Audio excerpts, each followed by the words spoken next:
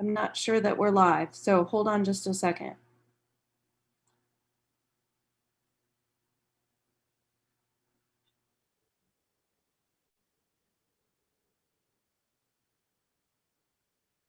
Okay.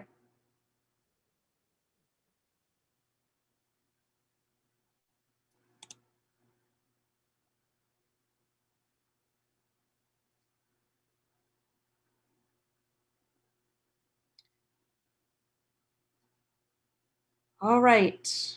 Are we live? Here we go. The second BiSci class of the semester. I would appreciate it if you would get ready by having your notes page available, someplace for you to jot down whatever comes up for you over the course of our 50 minutes together. And so having a place where you can jot those things down is really helpful. I also ask that you please turn off and put away all your extraneous electronic devices, as we can't be in two places at once. Our brains aren't able to do this kind of mental multitasking that it takes. So if you are looking at your computer screen right now to watch class, and you have your phone going next to you, or it's even sitting next to you, even face down, the mere presence of your phone within your range of view, it's distracting.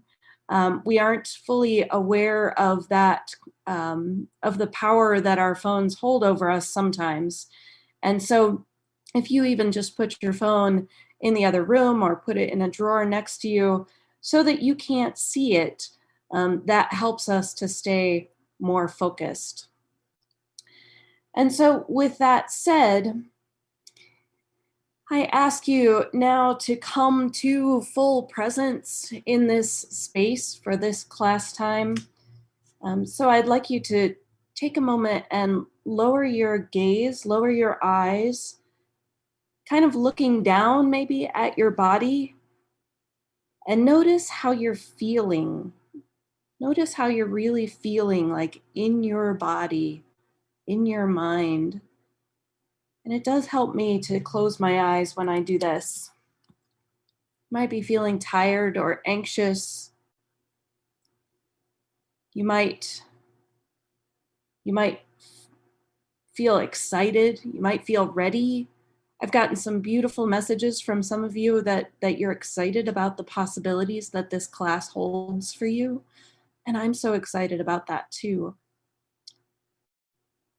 So think about how you're really feeling. You might still feel really confused about this class, and that's okay too. So whatever it is that you're feeling, just live into it. And then take a nice big deep breath, the kind that expands your belly. And naturally exhale. And now take that same sort of breath and release any sort of tension that you're feeling in your body. Concentrate on the nourishment of the breath, the in-breath, and that very conscious release on the out-breath. This sort of breathing is so seemingly simple,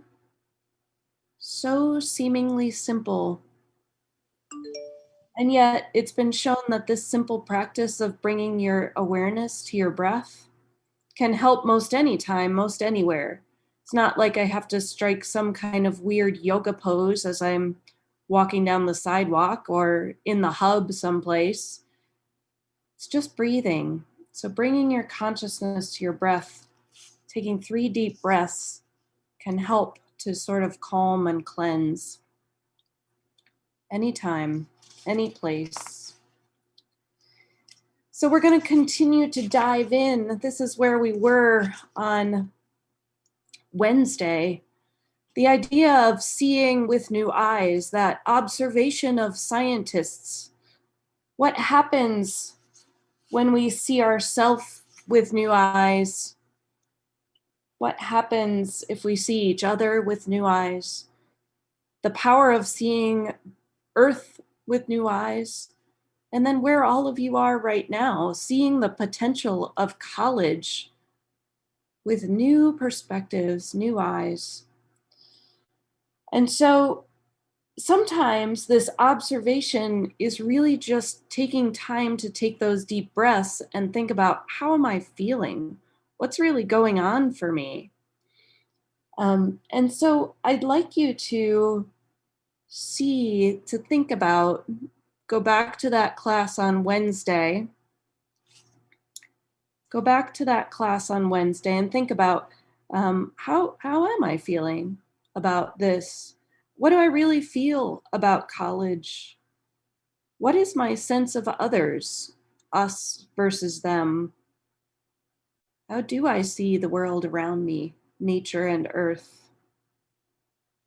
So take a moment in your lab groups. I'm going to give you 3 minutes to talk there in your lab groups about, did you have an experience of experimenting with these new ways of thinking and being, of the idea that we can see with new eyes if we open our perspectives, open our senses to the world around us. So take 3 minutes now in your lab to consider this, to share any thoughts or stories that you have about seeing with new eyes. It could be that you're sharing skepticism too, but in that community, go ahead and share.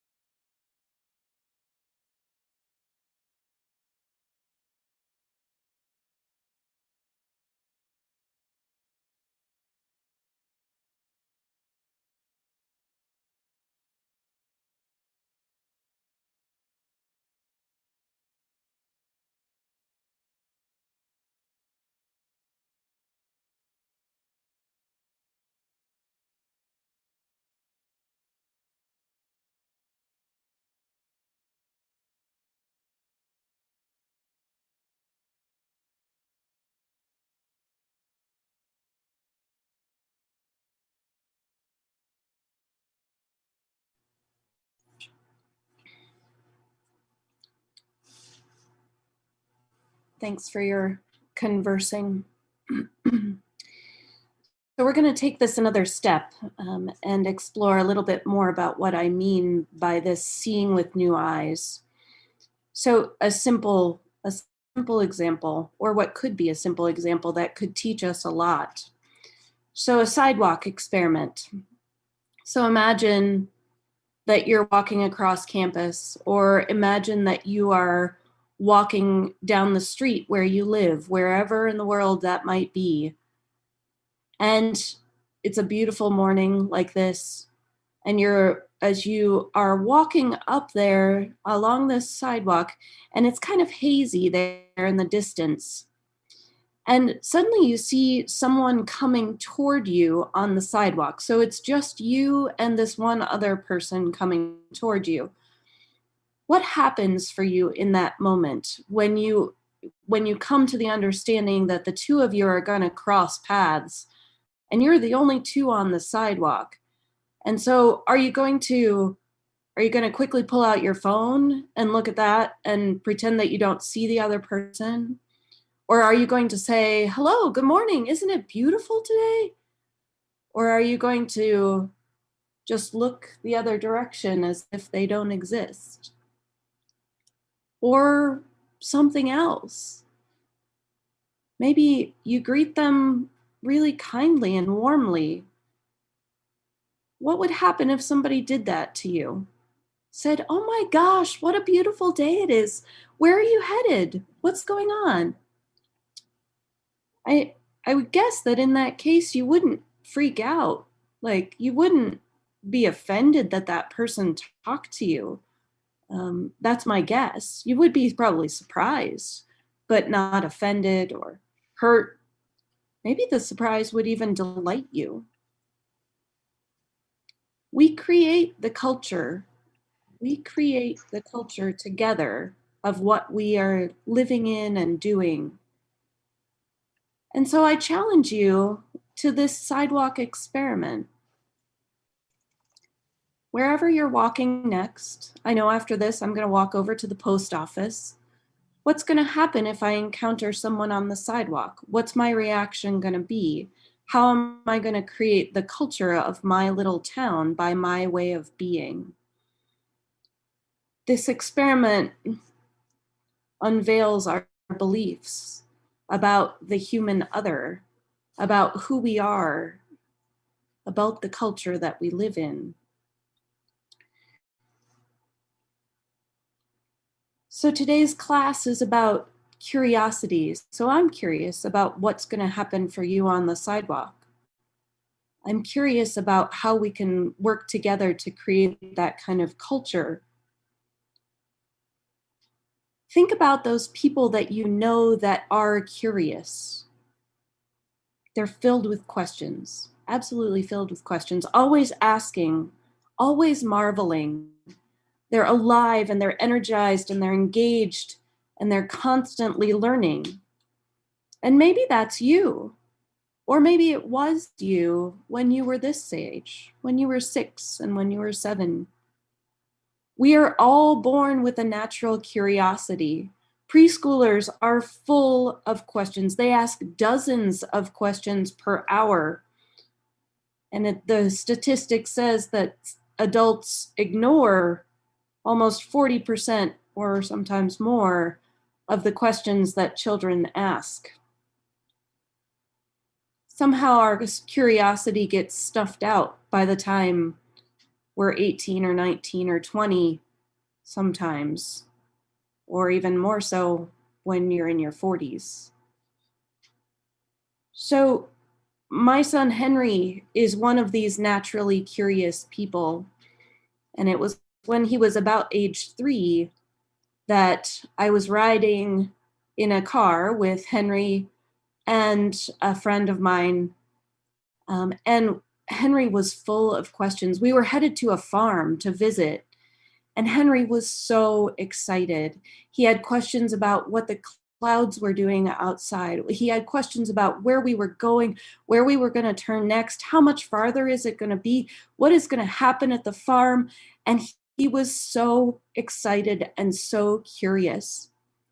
And as we pulled in to that farm parking lot, the person that was with me, my friend, said, "If you don't stop asking questions, I'm going to explode." And it totally shut Henry down. And my heart was crushed. That curiosity of my little kid and how his excitement was just bubbling out was so beautiful to me. And yet it was so annoying to this other adult. And I have to say, it changed our relationship in that moment, that I saw that other person very differently. And that person doesn't spend as much time with Henry anymore, because I want people in his life that encourage his curiosity. Think about where curiosity has brought us as people, as human beings. It's our curiosity that's helped us to survive. Asking questions, think about those early human beings. I wonder if there's water over that hill. And then finding and discovering and exploring. What makes a good place for settlement? What happens if they strike this piece of flint and encourage the spark to make fire? Curiosity has gotten us where we are as human beings, but consider also where curiosity has gotten you personally. Curiosity is what has led us to learn to crawl and to walk and to run and to write and to read. Curiosity is the human superpower. It's pretty amazing. So let's take this in another direction. Thinking about this, we're going to start the hero's journey. And many of you, it's the major theme from many of our cultural works right now. The Odyssey and Star Wars and Harry Potter and The Lion King and Lord of the Rings and Spider-Man and Mr. Incredible. You know the story. It's some regular person leaving home and traveling from the known to the unknown. And then they're committing to something. The risk might be so big. They're confronting some kind of fears along the way in order to then survive the challenge. And that's what it's like to see with new eyes. It's surviving the challenge. And then they return home to offer the gift of expanded consciousness to the others in their community, whatever that community might be. So this is the hero's journey. Take a moment and write down somebody for you that's a hero. Somebody for you. It could be a movie character. It could be somebody in your own real life. Think about the characteristics of those heroes in your lives.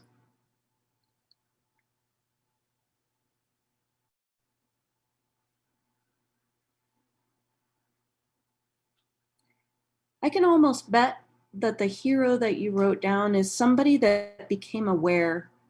They looked around and then they noticed things weren't quite right.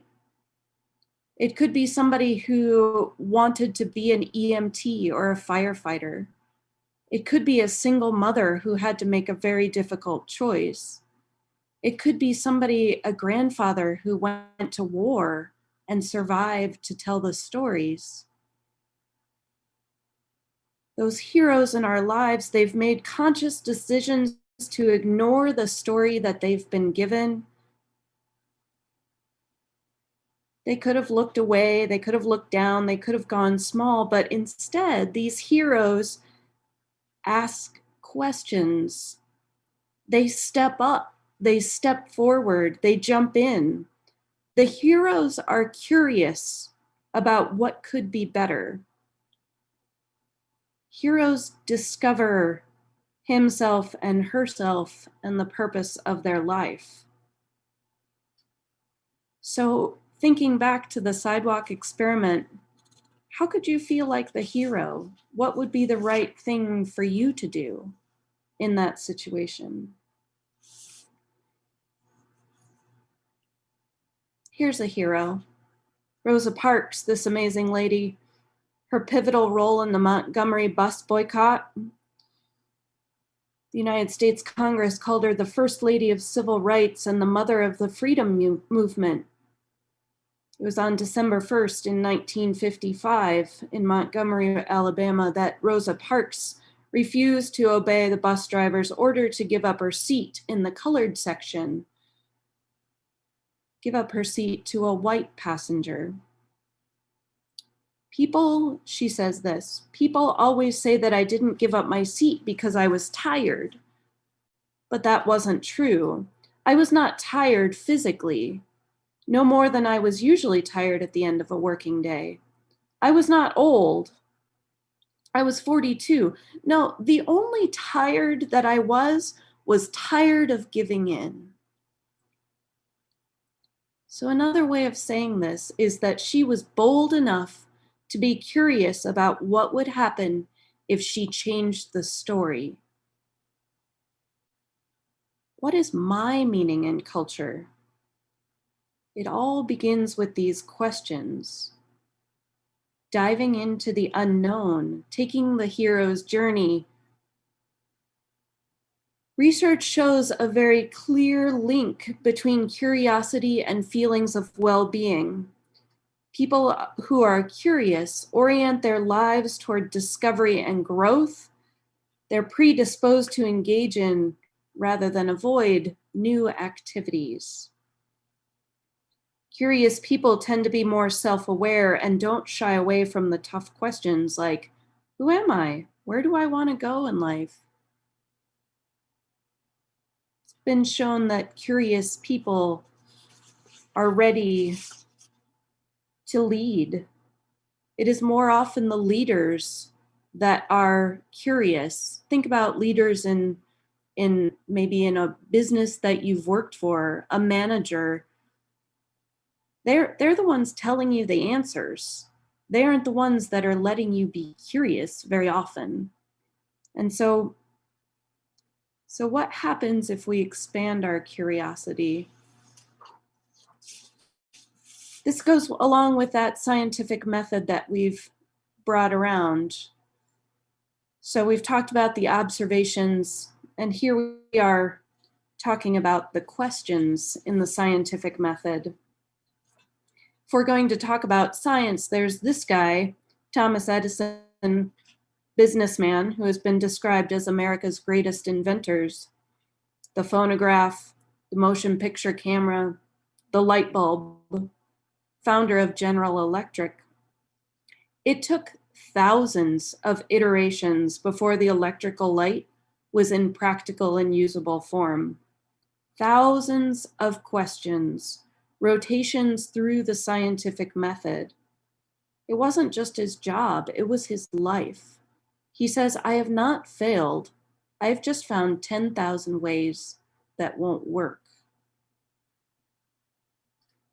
So growing up, I really only thought that the scientific method was for how fruit flies act in a jar or when liquids turn to solids.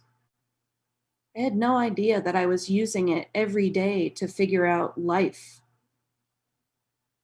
Curiosity is the catalyst for the scientific method and the hero's journey.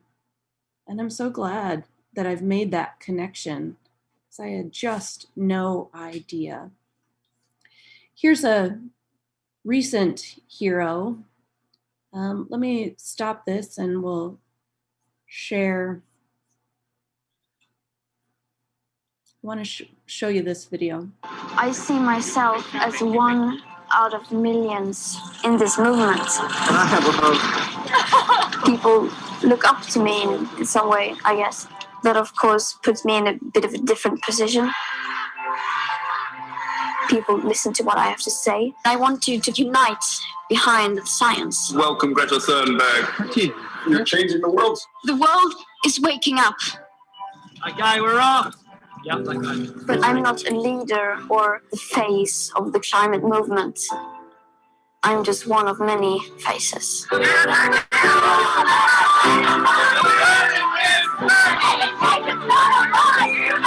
can't just continue living as if there was no tomorrow. Because there is a tomorrow. There is something about Greta Thunberg that seems to trigger some people. It was all a little melodramatic. Honey, go back to school. Calm down. It's going to be okay. Did President Trump just mock a 16-year-old Swedish climate activist? All we young activists are doing is telling people to listen to and unite behind the science. Our leaders need to start acting accordingly. We get all this hate that shows we are actually making a difference and they see us as a threat. We often talk about these negative tipping points, things that we can't change. There could be also positive tipping points, like when people decide they have had enough. To lead what could be the biggest day of protest yet. Strikes she's inspired in the US and across the world. People are striking today in over 150 countries. The tipping point we are waiting for right now is that people will realize what power we actually have. The moment the one striker became two strikers, that was a big step. The biggest victory is that the general awareness has been increasing. I am not sailing mainly because I want to lower my own carbon footprint. If one person stops flying, then that sends a signal we are in a crisis. I think we need to spread that awareness right now. It is hard to be different sometimes. I have Asperger's, I'm on the autism spectrum, so I don't really care about social codes in that way. Many people see it as a weakness or a disease, but it's not. I have been very limited by my diagnosis in the past, but now I don't suffer from it anymore. I use it in a way that can take advantage of. I think the hope right now is the people. We need to work together. In order to change everything, we need everyone. I'd like to tell my grandchildren that we did everything we could. We are the ones who are going to bring change. And we did it for them, for the generations to come.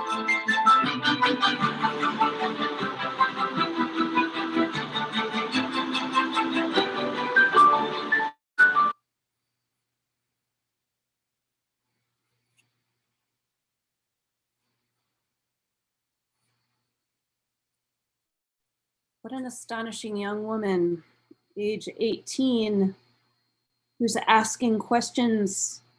She's on the hero's journey. She's pushing for change. But what she started with was asking the questions. It's where we all can start. So this phrase, question everything, until becoming part of BiSci3, I didn't like this phrase. I didn't like it. It felt like by questioning things, I was doubting people, or I was being disrespectful to my elders, or that I was being subversive. And that was my perception. That was my story of this phrase. But through this class, I am unlearning. I'm unlearning what I felt and what I thought. And now I'm relearning the value of this message.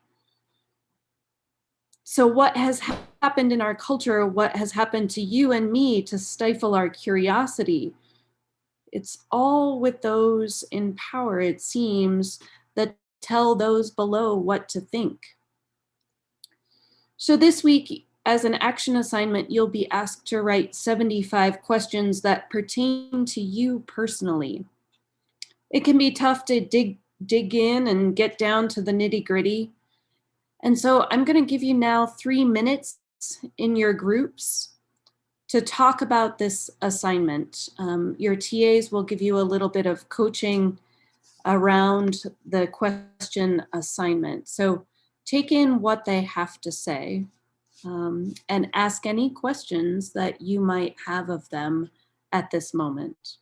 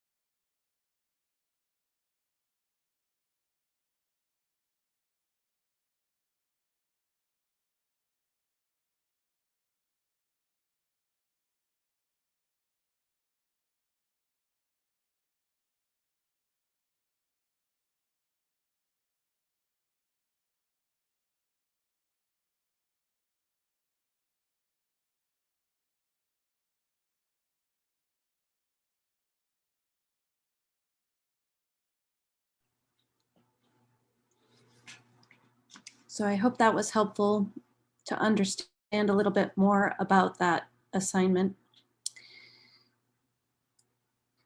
Something that I think that comes up with the questioning is that change brings the questions, and then questions brings more change oftentimes. So as we begin this new semester, it's good to start with this 75 questions assignment so that we can figure out, where you are, what you're thinking about, so that you can figure it out. What new stuff are you wrestling with? What doesn't feel quite right, or what feels awesome? So I hope that this 75 questions assignment can be something that's helpful to you.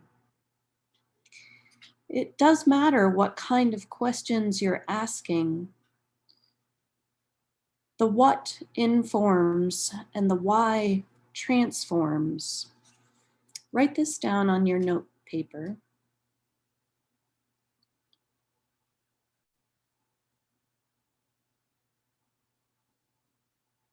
And play with it. Play with it. Wrestle it around in your mind for a moment.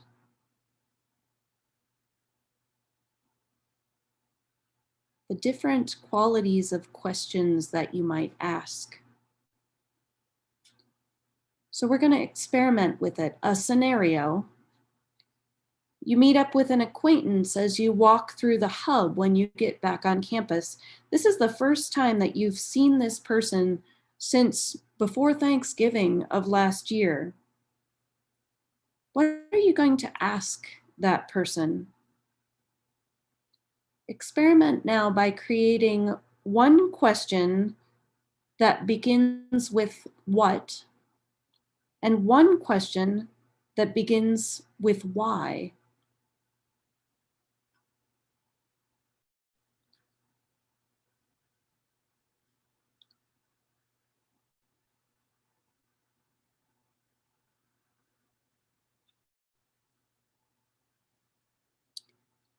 One question that begins with what, and one question that begins with why.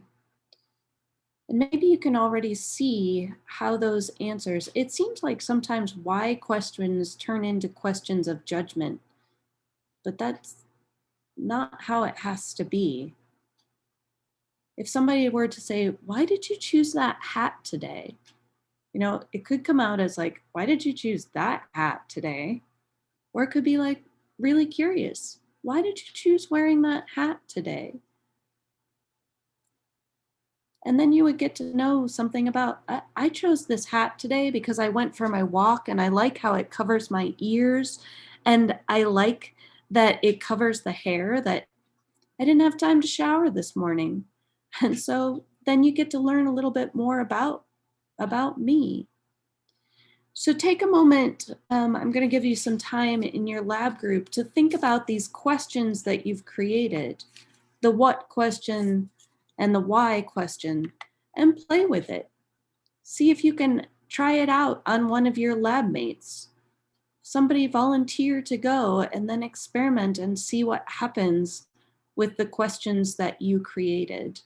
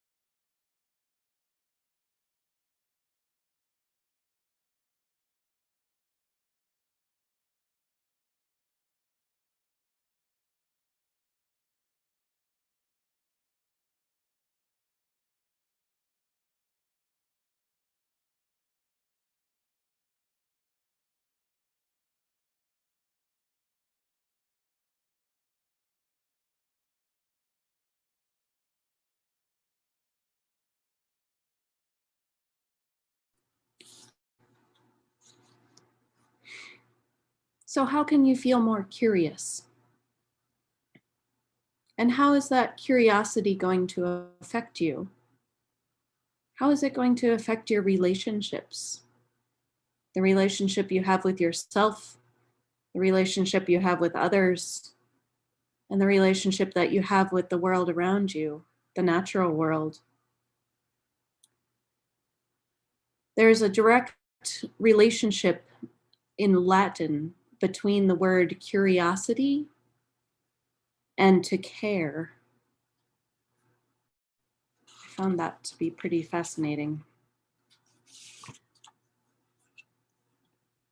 Nothing shapes our lives so much as the questions we ask, refuse to ask, or never dream of asking. So how will you change your question strategies, your curiosity? What are you going to do on the sidewalk?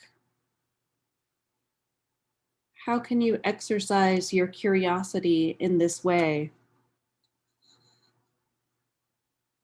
I'll be asking about this on Wednesday during class, and you'll have the opportunity to share in your groups after you've had the chance to experiment. A little self-study. So in the reflections that you do for this class, both for the pack-back questions and for your reflection action assignments, if you're trying to get the right answer by trying to figure out what we want, you're going to arrive at the wrong answer because it won't be yours. So we encourage you to dive in for you and reflect for you. And a lot of this reflecting is going to be a lot of the feedback that you're going to get from your TAs is, first of all, speaking or writing in I language. So how can you make it very personal to you? It's not about people who do such and such. It's more about how I look at the world. You're going to write from a very I perspective. You aren't writing about others, you're writing about yourself. The other thing is that they're going to say, dive deeper. Like if you say, well, what I believe is blah, blah, blah, blah, they're going to say, well, why? How did you come to that belief? And so it's about asking questions of yourself as you're reflecting on the questions that we give you. So what follows this slide is your first pack-back question. And as you dive into this question, the way that I find that something that works for me is that I sort of sit with the question. So I kind of carry it around with me over the course of the day. So this is how I prepare these classes too. So I think about what's coming, and as things come up for me in my daily life that relate to it, then I can research those, or I can dive deeper into my ways of thinking that I think could be beneficial. So first, just sit with the question. Let it sit someplace in your mind or maybe in your gut. And I kind of live your way into the question. And then when you're ready, you're going to go into pack-back and you're going to type in the question that I give you. That's going to be the prompt. That'll be your question. And then you'll answer it. You'll reflect on it. And then take a break to live a little bit more. And then when the time is right, go back into pack-back and read the responses from your lab mates. See what they think about the answer to the question. What's coming up for them? And find one of those where you feel inclined to comment. Your comments need to always be respectful, and offer your thoughts, your reflection on their reflection. It might be that you have questions for them. It might be that you have answers. It might be just that you agree or disagree, but you are diving in with your lab mates. And so here is your question, your first pack-back question for the semester. What is fire? I hope that you have a beautiful day, and I look forward to seeing with you on Wednesday.